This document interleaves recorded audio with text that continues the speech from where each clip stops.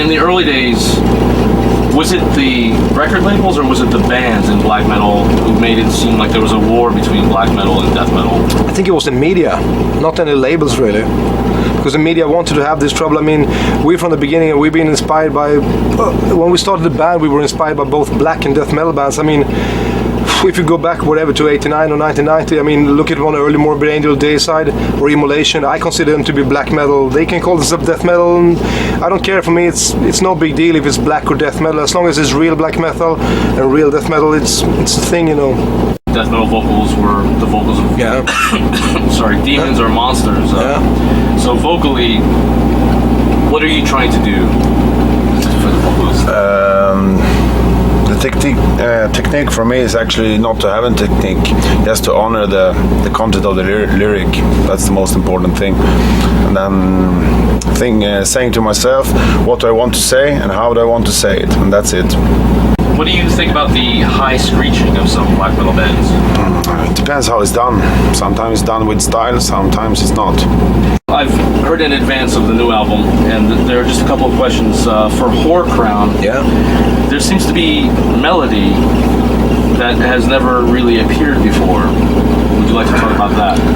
I mean, when we look upon melody being used, we used melody in the past as well. I mean, some people say like, oh, you're doing this heavy stuff today. Yeah, but if you look upon our early albums, we did heavy stuff there as well. I mean, I don't know if people really heard the old shit or whatever, but I mean, we've always been heavy, we've always been fast.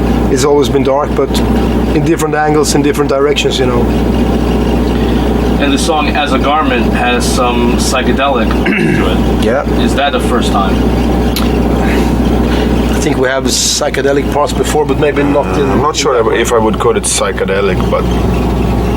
It's different, I would say. But still dark, you know, doing something different that still suits the concept of what we are doing. Message-wise, you do things that are not characteristic of black metal, or is it characteristic to talk about the Third Reich?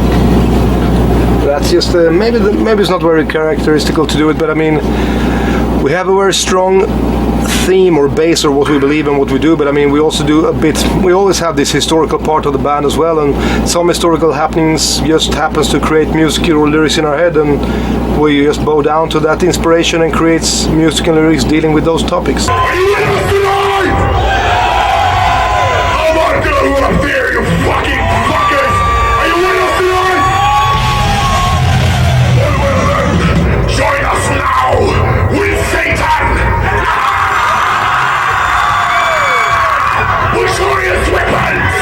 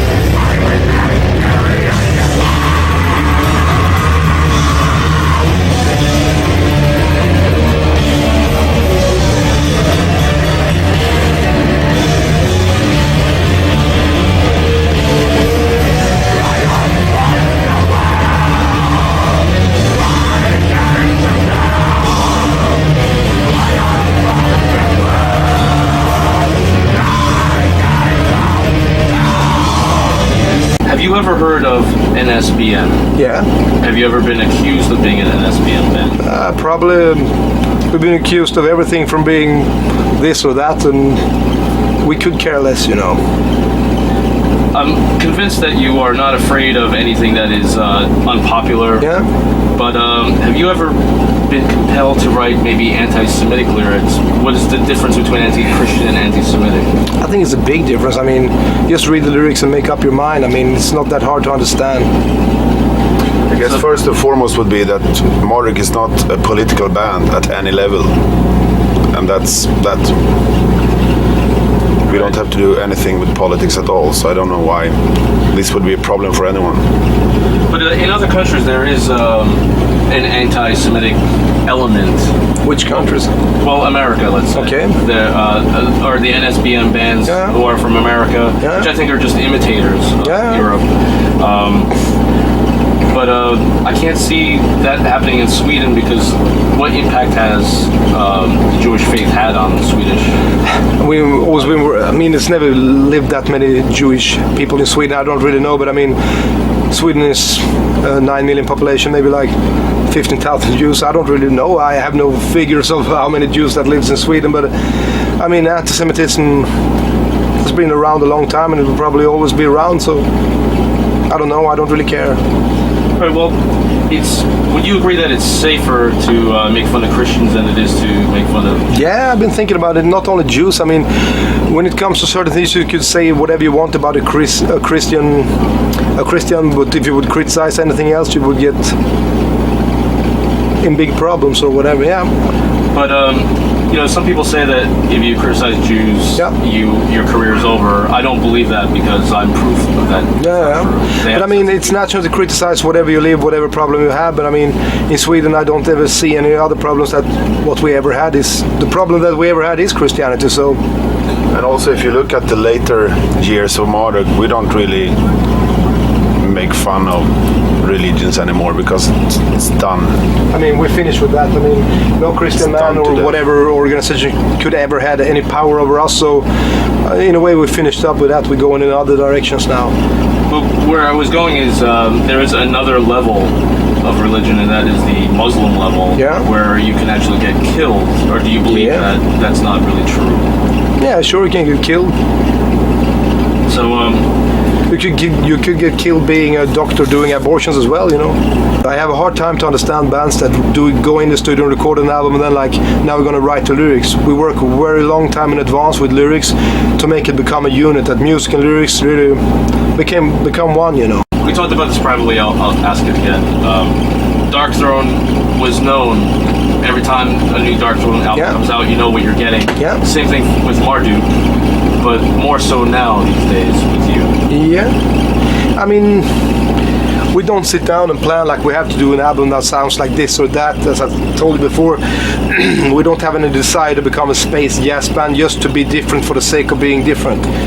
We have a burning devotion to what we do and we let our inspiration flow and it turns out the way it does. I mean, simple as that. We slow down. Straight from the opus nocturne heroes. Materialized and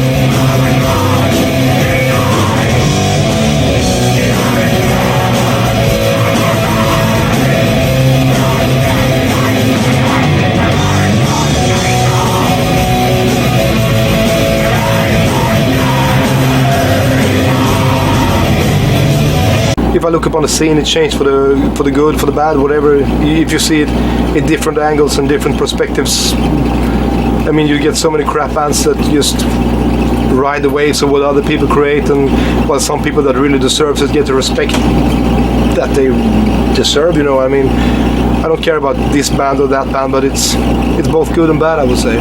It's good that you can spread your message in the way you can do. I mean, when I look back upon maybe 1991, I would never have thought that black metal releases would be available in the usual record stores and you would tour the world. I wouldn't have thought of that at that time period anyway. America, I would say, is a very clique type of country where a lot of people are either black metal or death Yeah. metal, with some maybe Yeah. in between people. Is Sweden and other countries, are they like that as well?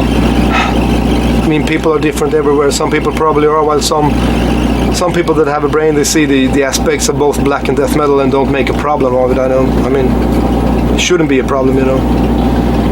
That's also a part of the media, again, I think, that make this problem, you know.